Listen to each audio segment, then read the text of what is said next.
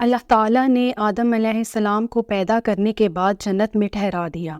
وہاں طرح طرح کی نعمتیں تھیں، باغات تھے جن میں بہت سے پھل اور میوے تھے، کوئی دکھ اور تکلیف نہ تھی۔ پھر انہیں وہاں سے نکال دیا گیا۔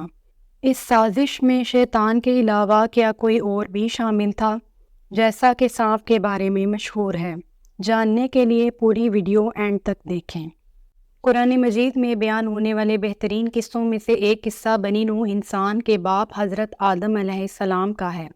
آپ اللہ تعالیٰ کے پہلے نبی ہیں۔ جب اللہ تعالیٰ نے حضرت آدم علیہ السلام کو تخلیق کرنے کا ارادہ کیا تو فرشتوں سے فرمایا کہ میں زمین میں اپنا نائب یعنی خلیفہ بنانے والا ہوں۔ فرشتوں نے عرض کیا کہ کیا تو ایسے شخص کو نائب بنانا چاہتا ہے جو زمین میں فساد کرے گا اور خون ریزی کرے گا، حالانکہ ہم تیری حمد و ثنا کرتے ہیں۔ اللہ تعالیٰ نے فرمایا کہ جو میں جانتا ہوں وہ تم نہیں جانتے۔ پھر اللہ تعالیٰ نے حضرت آدم علیہ السلام کو اپنے ہاتھ سے تخلیق کیا۔ آپ علیہ السلام جمعے کے دن، جس کی مقدار 40 سال تک تھی، مٹی کے بنے ہوئے ایک جسم کی صورت میں پڑے رہے۔ فرشتے پاس سے گزرتے تھے تو اس جسم کو دیکھ کر ڈر جاتے تھے۔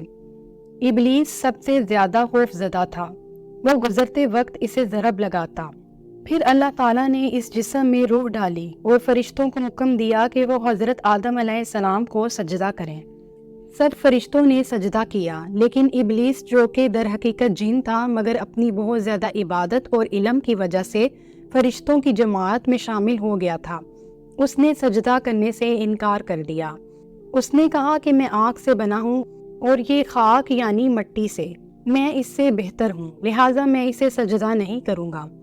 اللہ نے اسے مردود قرار دے کر اپنے دربار سے نکال دیا۔ پھر اللہ تعالیٰ نے آدم علیہ السلام کو جنت میں آباد کر دیا۔ آپ علیہ السلام جنت میں اکیلے گھومتے پھرتے تھے، ان کا کوئی ساتھی نہ تھا۔ ایک دن وہ سو کر بیدار ہوئے تو دیکھا کہ ان کے پاس ایک عورت بیٹھی ہوئی ہے۔ اللہ تعالیٰ نے اسے حضرت آدم علیہ السلام کی پسلی سے اس وقت پیدا کیا جب آدم علیہ السلام سو رہے تھے۔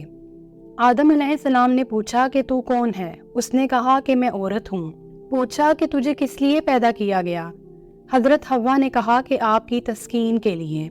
اللہ تعالیٰ نے حضرت آدم علیہ السلام اور حوا علیہ السلام کو حکم دیا کہ وہ جنت میں رہیں اور جو چاہیں کھائیں پئیں، مگر ایک درخت کے پاس نہ جائیں ورنہ گنہگار ہو جائیں گے۔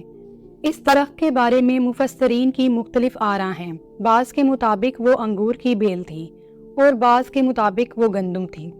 آدم علیہ السلام اور حوا علیہ السلام کو جنت میں طرح طرح کی نعمتیں میسر تھیں اور وہ دونوں بہت خوش تھے۔ یہ دیکھ کر شیطان کو حسد محسوس ہوا اور اس نے اپنی انسان سے دشمنی کا عملی مظاہرہ کیا۔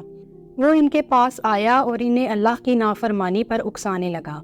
اس نے کہا کہ میں تمہیں ایک ایسے درخت کے بارے میں بتاتا ہوں جسے کھانے سے تم جنت کی ان نعمتوں میں ہمیشہ ہمیشہ رہنے کے قابل ہو جاؤ گے اور تمہیں ایسی حکومت حاصل ہو جائے گی جو کبھی تباہ نہ ہوگی اور نہ ختم ہوگی۔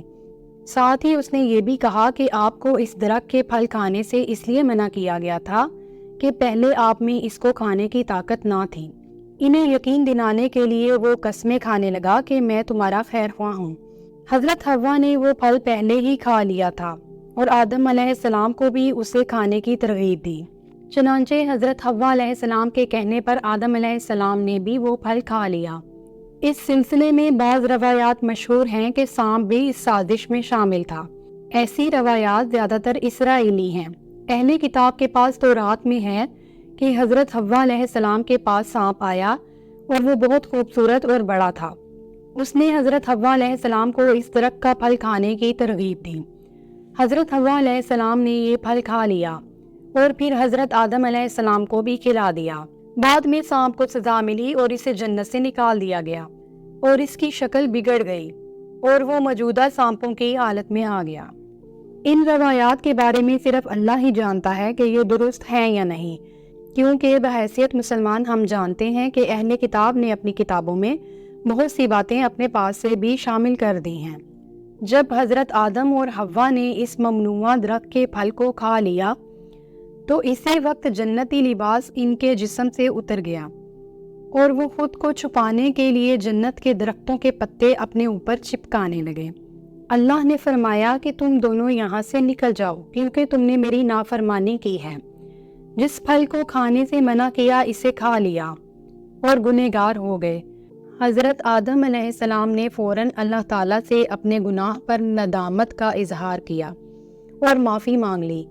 اللہ تعالیٰ نے انہیں معاف کر دیا اور فرمایا کہ اب تمہیں اور تمہاری اولاد کو ایک مقررہ مدت تک زمین پر رہنا ہوگا، وہاں میرے حکم کے مطابق زندگی گزارنا ہوگی، اور جو کوئی نیک عمال کرے گا مرنے کے بعد اسے جنت ملے گی، اور میرے نافرمان کو میں دوزخ میں ڈال دوں گا۔ ایک روایت کے مطابق جنت سے نکالے جانے کا حکم آدم علیہ السلام، حوا علیہ السلام اور ابلیس کو مخاطب کر کے فرمایا گیا۔ ایک قول کے مطابق سانپ بھی اس میں شامل تھا۔ انہیں حکم دیا گیا کہ تم جنت سے نکل جاؤ اور تم میں سے بعض کے دشمن ہیں۔ قرآن پاک میں ارشاد ہے کہ فرمایا اتر جاؤ، تم ایک دوسرے کے دشمن ہو اور تمہارے لیے ایک خاص مدت تک زمین ہی میں جائے قرار اور سامان زیست ہے۔ اس واقعے میں سانپ کے ذکر کی تائید اس حدیث سے کی جا سکتی ہے۔ رسول اللہ صلی اللہ علیہ وآلہ وسلم نے فرمایا، جب سے ان سانپوں سے ہماری جنگ شروع ہوئی ہے ہم نے ان سے کبھی صلح نہیں کی، اور جس نے ڈر کی وجہ سے کوئی سانپ چھوڑ دیا تو وہ ہم میں سے نہیں۔ اس طرح شیطان کے بہکاوے میں آ کر حضرت آدم علیہ السلام نعمتوں والی جنت سے نکال دیے گئے اور انہیں زمین کی مشقت اور محنت والی زندگی گزارنا پڑی۔